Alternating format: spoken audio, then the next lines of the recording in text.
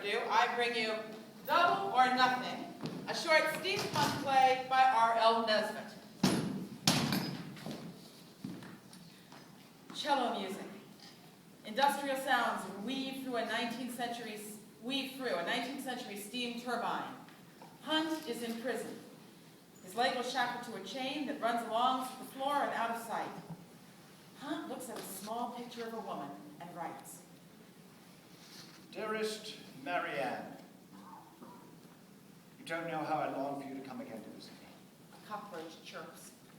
Not you, my wife, of course. The cockroach scubbles off. Thank you. Each day I think of you, and each night I clasp your phantom form against my shivering heart. And Chase enters with wallpaper. Mr. Hunt, he's out. Try later. looking a gift horse in the mouth again, you are. From the Metropolitan Writers' Society to alleviate your suffering. Wallpaper? It might brighten your days. It would, Mr. Chase. My children could eat it. Please, post this to Mrs. Hunt. It's got to be read first. Because what? I might give her instructions to print something shocking in the newspaper in my absence. You never know what people will think of Mr. Hunt. I suppose I don't. Good day, Mr. Chase. It is, sir. You've a visitor. Mrs. Hunt? No, a lady from the... I pretend I didn't hear you say this. from the Poetry Society. Right then. Send her in. I shall accompany her. You don't trust the Poetry Society? I don't trust you, Mr. Hunt. Oh, good Lord. Send her in, then stand out in the hallway. Can't. Mr. Chase, which of these patterns would you like for your little old cozy great room? The roses or the asterisks? The risks look good. It's yours.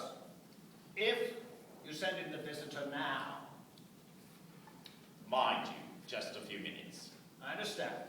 Because I'm not to leave you alone with nobody.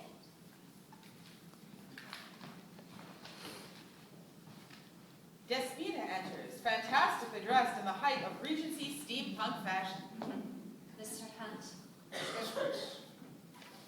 Who are you? if I may be so bold, your rescuer. Oh, that's mad talk. I don't mean to help you break out of prison, Mr. Hunt. I want to rescue your magazine. The Examiner. There are many in the Metropolitan Writers' Society who miss reading it, the poetry, and the editorials. Some think for the Examiner to be revived, this country would see a great wave of desperately necessary changes. For it to be revived, Mr. Hunt, and not otherwise. And, how do you plan to revive it? Can't very well transport my printing press to this set. No, sir. I have a better idea. In fact, a blueprint. A life-size, automatic. Editor-in-chief? Exactly. It doesn't look like me. The plan is absolutely fantastic. I don't understand. This one could choose your stories and poems for you, with judgment as good as your own.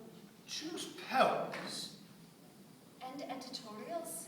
It can make decisions clearly and tastefully, most of all quickly, at a rate of 800 per minute. 800 what? As I've said, decisions. It can't possibly. Because it was built by a woman. No, because it's an automaton. Now, please leave me. Mr. Hunt, you would be a free man had you not published the hypothesis that the king himself is an automaton built by the regent's workshop, and that his madness is due to, I quote, not nature, not the generals who lost the American colonies, but by a mistake made by the regent's engineers. Consequently, His Majesty is a positively wanton wastage of the public purse, which must end unsentimentally and at once. Your plan is still fantastic. No, it isn't. If you can build a king, why can't you build an editor? Because a king is the less complex creation. And yet, last month At Cheltenham Racecourse, the king decided by himself to wager double or nothing on Rust Bucket. And that contraption, old and rusty as it was, won. By chance. You don't know that. An atomic editor. Is a myth. We'll never see an automaton that can judge poetry as well as a natural man. Perhaps so, but my automaton won't need judgment of its own. It's got yours. Mine. Of course. Huh. I uploaded to its computational engine the past 6 editions of the Examiner. It has developed a formula for your editorial sensibility. In essence, it's your double. Well, it doesn't look like me. It's your double in mind only. This is... Give me a print shot. Oh, it's impossible. No, Mr. Hunt. The double will select the finest stories and editorials most likely to induce true reform. To abolish the monarchy Of course. and end slavery overseas. And the enclosures on this isle. And the deployment of drone dirigibles over inhabited lands. Better. The double will end the war itself. And guarantee a living wage for all working men. And all women. That's not my view at all. Then I'll reset that algorithm. You'll see. The editor can make decisions with the same taste and ethics as yourself. At the rate of 900 per minute. 900 what per minute? Decisions, Mr. Hunt. Think of all the time that will save you, and no doubt a good deal of heart sickness. Even were you not incapacitated by the senseless incarceration. What if you give me the magazine? You mean give it to this mechanical double? Yes, will you? Oh, it's tempting. He'll sell the stock too, won't he? Of course. The MSW will take a small percentage. Well, I say, Miss Despina Ellis. Ellis, I believe we may yet build Jerusalem in England's green and pleasant land. You and I and... The double. Exactly. So I may. My children and wife live above my shop. Take this key and bring your double to them. They'll introduce you to the typesetters. Here's a note signed James Henry Lee Hunt, Esquire.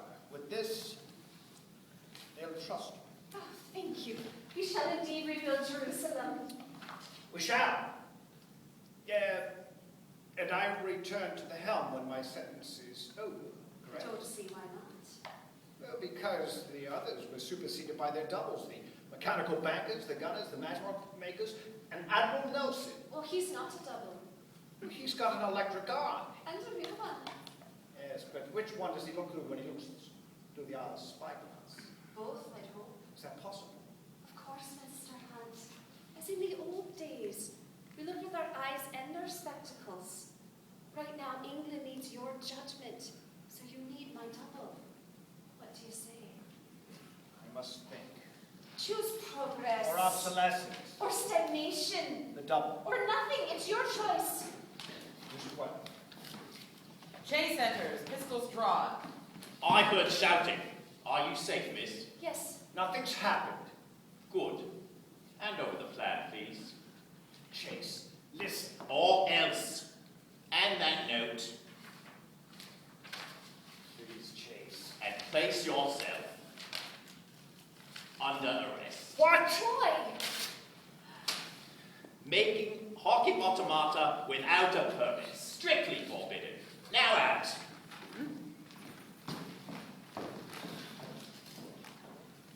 900 decisions per minute. And mine, there. It's a blessing in disguise, Marianne. Oh, but it could never have. But if only it could. But if only. End of play.